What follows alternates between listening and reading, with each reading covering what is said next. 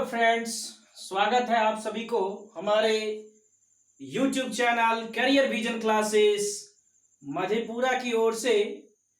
जैसे कि हम लोग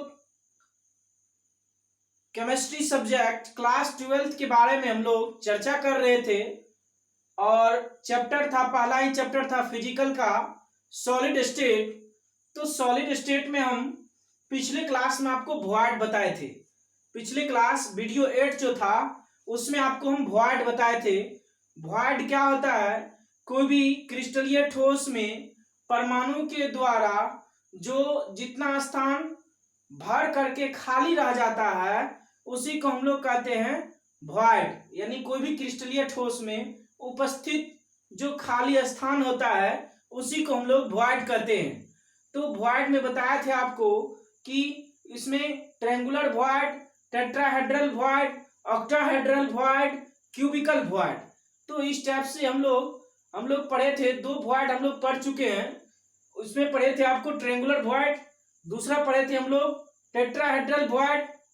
तो ट्रायंगुलर वॉइड में बताया था आपको कि तीन परमाणु तीन शीर्ष पर रखेंगे। त्रिभुज के तीन शीर्ष पर अगर तीन परमाणु को रखेंगे तो तीनों परमाणु के बीच जो गैप रहता है उसी को हम लोग ट्रायंगुलर वॉइड कहते हैं। उसके बाद आपको बताए थे उसका ट्रायंगुलर वॉइड निकालने का तरीका भी बताए थे। उसमें बताए थे कि ट्रायंगुलर वॉइड की त्रिज्या का स्मॉल आर माने थे। उसमें बताए थे आपको कि ट्रायंगुलर वॉइड की जो त्रिज्या है आर उसका उतना बराबर स्मॉल आर बराबर बताए थे आपको 0.155 into capital R. Capital R क्या था? वो था परमाणु की त्रिज्या। क्या था भाई? परमाणु की त्रिज्या। तो यदि हम लोगों को परमाणु की त्रिज्या दिया हुआ रहेगा तो हम लोग ये निकाल सकते हैं कि टेट्राहेड्रल वॉइड कितना होता है।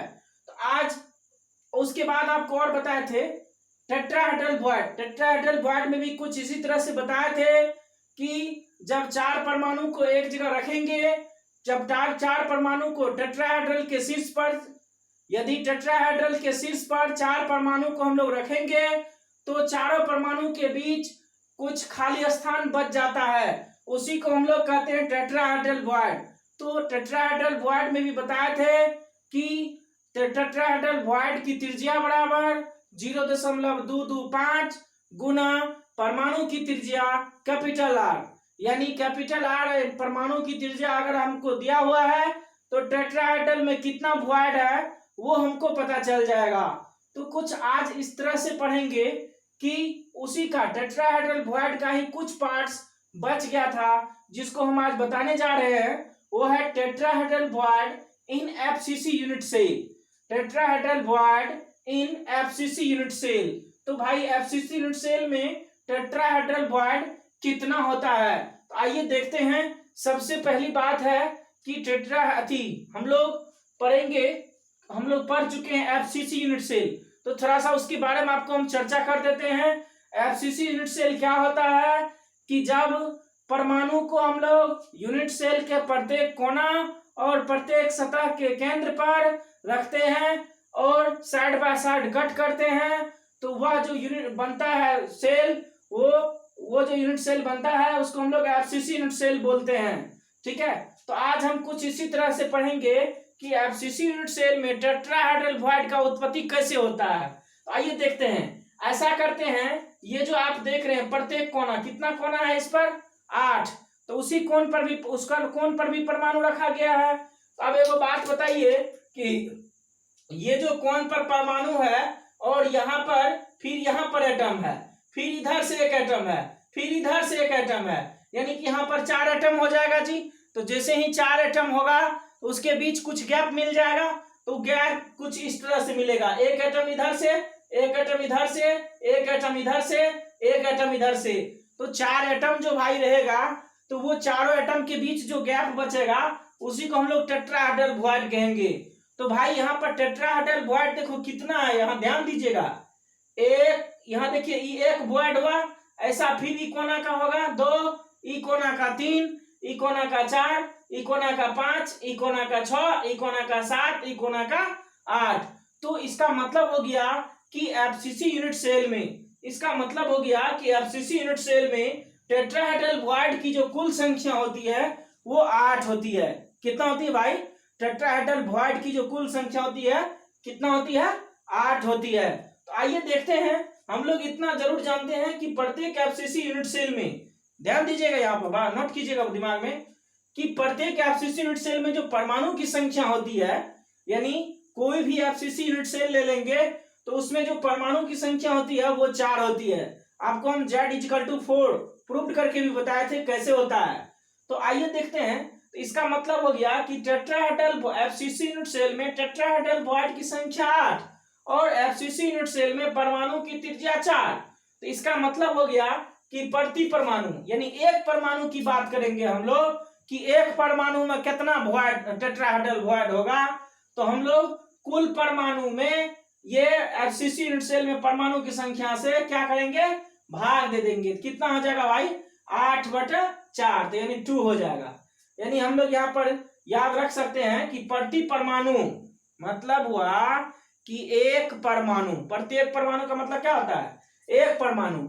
एक परमाणु में टेट्राहेड्रल बॉन्ड जो होगा वो हो जाएगा 2 ठो। कितना हो जाएगा भाई? 2 ठो हो जाएगा।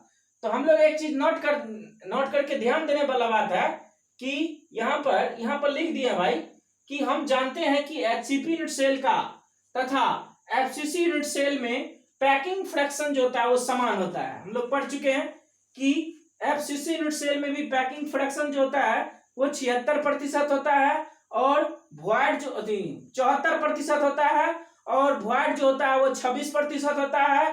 और एचसीपी यूनिट सेल में भी हम लोग पढ़े हैं कि पैकिंग फ्रैक्शन 74% और वॉइड जो होता है वो 26% होता है। तो इसका मतलब हो गया कि एचसीपी यूनिट सेल में भी प्रत्येक परमाणु में टेट्राहेड्रल बॉन्ड की संख्या कितनी होगी? 2 होगी।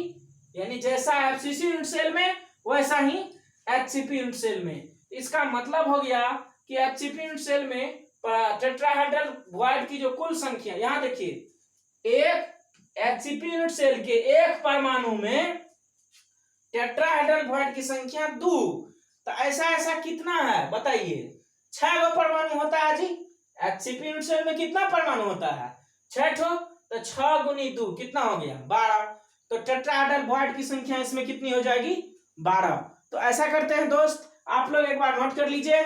उसके बाद हम आपको बताएंगे कि अभी कि ऑक्टाहेड्रल बॉन्ड क्या होता है।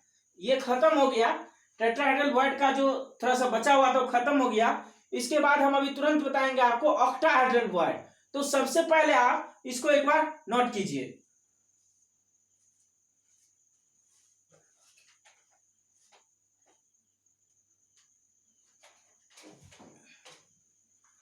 देखिए इसमें क्या है कि ऑक्टाहेड्रल बॉन्ड में कि ऑक्टाहेड्रल के शीर्ष पर, ऑक्टाहेड्रल बॉन्ड में क्या है कि ऑक्टाहेड्रल के शीर्ष पर 6 परमाणु होता है। ये देखिए ऑक्टाहेड्रल में 6 गो शीर्ष होता है।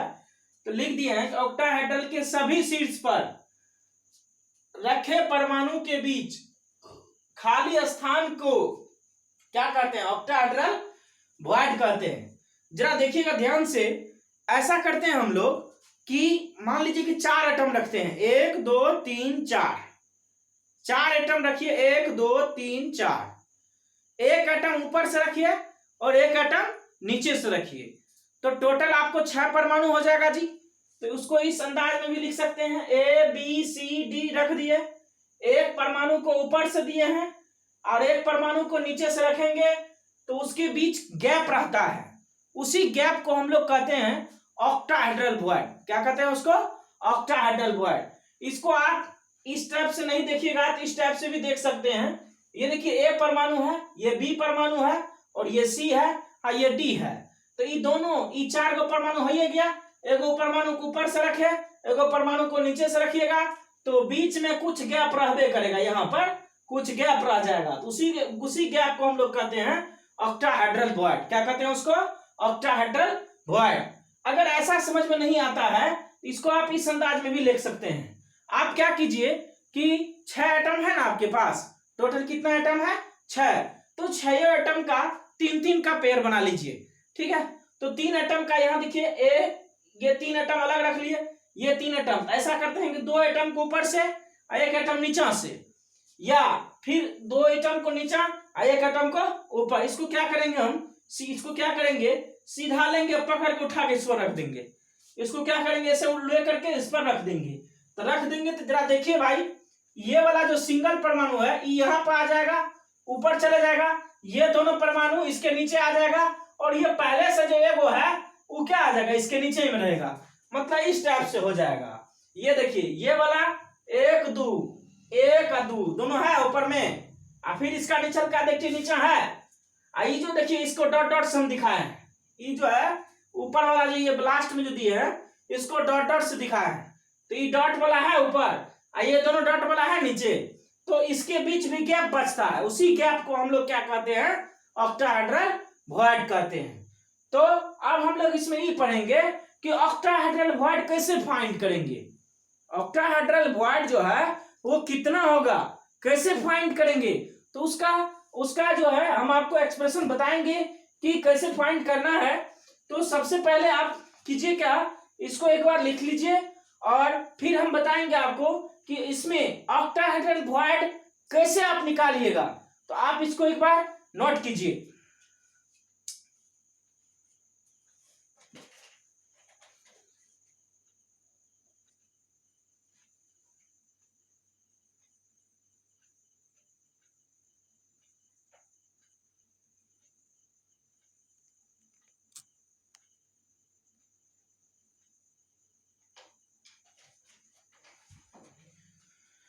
अब देखिए इसमें क्या है कि formula to calculate octahedral void. तो हम लोग ऑक्टाहेड्रल वॉइड का फॉर्मूला कैसे कैलकुलेट करेंगे, तो आइए देखते हैं कि क्या करेंगे। हम लोग चार परमाणु ले लिए ए बी सी डी। आपको बताया कि एक ऊपर से एक नीचे से रखना है। तो इस फिगर में हम अगर एक ऊपर से एक नीचे से रखेंगे तो आपको फ्रेश नहीं कर पाइएगा, तो इसीलिए हम दो परमाणु को हम लोग तब तक छोड़ दिए हैं। यही चार परमाणु के बीच यहाँ पर देखिए गैप है, ये आपको ऑक्टाहेड्रल वॉइड हुआ। यहाँ पर दो परमाणु का भी हटा दिए हैं। तो यहाँ पर ये देखिए कैसे करना है कि ये देखिए यहाँ से यहाँ तक आर हुआ, यहाँ से यहाँ तक आर हुआ, फिर यहाँ से यहाँ तक आर, यहाँ से यहाँ तक आर, यहाँ से यहाँ तक आर, यहाँ से यहाँ तक आर। तो इसका मतलब हो गया कि अगर हम लोग देखें, यदि हम लोग आर को स्मॉल आर को हम लोग वॉइड की त्रिज्या माने और कैपिटल आर को परमाणु की त्रिज्या माने, तो फिगर से हम लोग देख सकते हैं ए से बी की दूरी आर प्लस आर 2r हो जाएगा जी, बी से सी की दूरी आर प्लस आर 2r हो जाएगा, सी से डी की दूरी are plus are 2r, D से ए की दूरी आर प्लस आर क्या हो जाएगा 2r। तो ऐसा करते हैं हम लोग, क्या होगा तब, इसका मतलब हो गया कि यहाँ पर देखिए ये चूंकि रेडियस है तो स्ट्रेट लाइन ही होगा, ये रेडियस है तो चूंकि स्ट्रेट लाइन, तो ऐसे देखिए यहाँ पर क्या करेंगे, तो ये क्या हो गया एबीसीडी एक वर्ग हो गया। तो एबीसीडी वर्ग हो गया, इसका मतलब हो गया कि ईच एंगल 90 डिग्री का है। तो ईच एंगल 90 डिग्री का है, तो यहाँ पर हम लोग क्या करेंगे, इसको बाइसेक्ट कर देंगे। बाइसेक्ट कर करके ए से सी को मिला देंगे हम लोग। तो बाइसेक्ट का मतलब क्या होता है कि एंगल को आधा भाग में बांट देंगे। आधा भाग में बांटने का मतलब हो गया कि 45 तो 45 नीचे हो गया, 45 ऊपर हो गया। तो क्या करोगे भाई, फ्रॉम फिगर से ए से सी की दूरी बताओ यहाँ पर ध्यान से देखिएगा भाई, ए से लेकर के यहाँ तक आर हुआ कैपिटल आर, अब फिर यहां से लेकर के ओ दिख रहा है ना छोटा वाला जो है, वॉइड के केंद्र को ओ माने हैं हम लोग। ये स्मॉल आर हो गया, ओ से फिर यहाँ तक फिर स्मॉल आर, और फिर यहां से यहाँ तक कैपिटल आर। तो टोटल क्या हो गया 2 इंटू आर प्लस आर। तो इसका मतलब हो गया, अगर देखें तो इन ट्रायंगल एडीसी, अगर देखें इन ट्रायंगल एडीसी तो cos 45 का मान हो जाएगा एडी बटे कौन सी एसी, यानी आधार बटे कर्ण होता है, cos थीटा बराबर आधार बटे कर्ण, ये लंब हो जाएगा ये कर्ण आधार हो जाएगा जी एडी, और ये 90 डिग्री सामने है एसी, ये कर्ण हो जाएगा। तो यहाँ बताइए एडी की दूरी बताइए, एडी की यहाँ पर देखिए एडी का यहाँ से दूरी ले लीजिए 2r, और एसी की दूरी तो जानते करते हैं, वहां पर लिखा दिया है 2 इंटू आर प्लस आर, 2 काट दीजिए, cos 45 का मान 1/√2 होता है। इसको आप क्या कीजिए उल्टा दीजिए, इसको क्या करना है, इसको उल्टा देना है। जैसे ही उल्टाएंगे तो 1 ऊपर जाएगा, √2 ऊपर जाएगा, 1 नीचे आएगा, यहाँ पर r प्लस आर ऊपर जाएगा, कैपिटल आर नीचे आएगा, r से हम लोग डिवाइड करेंगे तो स्मॉल आर बटे कैपिटल आर आ जाएगा, कैपिटल आर बटे कैपिटल आर तो 1 हो जाएगा जी, 1 को √2 का मान आप लोग जानबे करते हैं 1.414। तो बताइए इसको 1 को इधर ले जाएंगे 0.414 हो जाएगा जी। तो यहाँ पर अगर वॉइड की त्रिज्या हम लोग निकालना चाहेंगे, यहाँ पर निकल गया वॉइड की त्रिज्या बराबर 0.414 इंटू कैपिटल आर। यहाँ पर वॉइड की त्रिज्या जो निकला 0.414 इंटू कैपिटल आर। तो आप लोग इसको एक बार नोट कीजिए, फिर हम आगे आपको बताएंगे।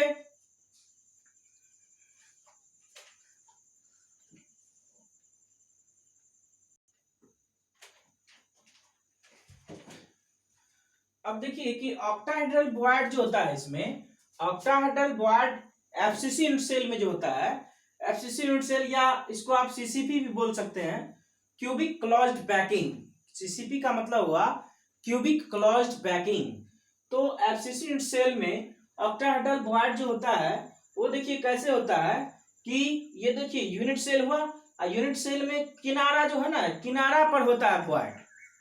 ऑक्टाहेड्रल वॉइड जो होता है एफसीसी यूनिट सेल में वो प्रत्येक किनारा पर होता है और एक बॉडी के केंद्र पर भी होता है, एक बॉडी के केंद्र पर भी होता है।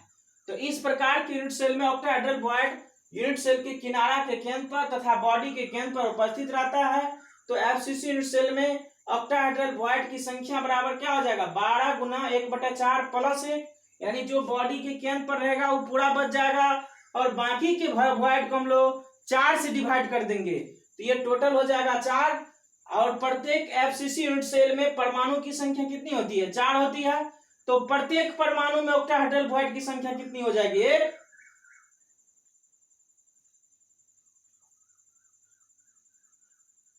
ठीक है, आप लोग इसको एक बार नोट कर लीजिएगा। धन्यवाद।